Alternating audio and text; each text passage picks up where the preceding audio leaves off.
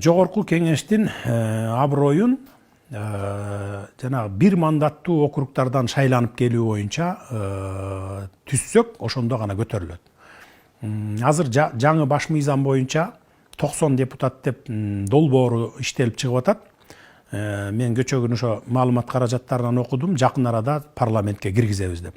Ошо 90 депутаттын 35 депутаты бир мандаттуу округдардан шайланып келет деп атат. Баягы ар бир райондордон түзмө-түз өзүнүн өкүлү болот деп.